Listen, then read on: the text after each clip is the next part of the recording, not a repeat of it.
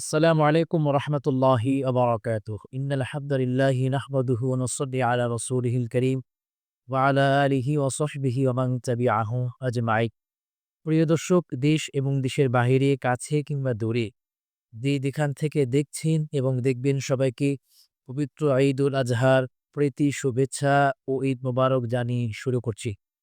সম্মানিত হাজিরিন, চলছে পবিত্র জিলহজ মাস।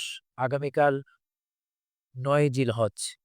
আগামীকাল ৯ জিলহজ ফজর থেকে শুরু করে ১৩ই জিলহজ আছর পর্যন্ত তাকবীরে তাশরিক আদায় করা ওয়াজিব।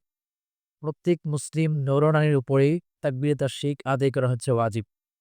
আমি, আপনি, আমরা সকলেই আগামীকাল ফজর থেকে শুরু করে, অর্থাৎ শুক্রবার সকাল থেকে শুরু করে, ফজরের পর থেকে শুরু করে মঙ্গলবার আছর পর্যন্ত তাকবীরে তাশরিক চলবে ইনশাআল্লাহ তাআলা।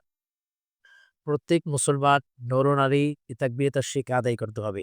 প্রত্যেক ফরজ নামাজের পরপর ৩ বার করে আল্লাহু আকবার, আল্লাহু আকবার, লা ইলাহা ইল্লাল্লাহ, আল্লাহু আকবার, আল্লাহু আকবার, ওয়ালিল্লাহিল হামদ। এই তাকবীরে তাশরিক ৩ বার আদায় করতে হবে। যদি আপনার কাছ থেকে কোনো ওয়াক্তে নামাজ এটা ছুটে যায়, পরবর্তী নামাজের পর আপনাকে এটা কাজ আদায় করে নিতে হবে। অবশ্যই আপনাকে আদায় করতে হবে। না হয় ওয়াজিব লঙ্ঘনের জন্য আপনি গুনাহগার হবে। মায়েরা যারা আছেন, আপনারা আপনাদের গৃহে এই তাকবীরে তাশরিক আদায় করবে, যেন আপনার কণ্ঠের আওয়াজ বাহিরে না যায়। পুরুষরা যারা আছে, আমরা পথে ঘাটে সব জায়গায় জোরে, জোরে তাকবীরে তাশরিক আদায় করব। নামাজের পর আমরা জোরে, জোরে তাকবীরে তাশরিক আদায় করব ইনশাআল্লাহ তাআলা।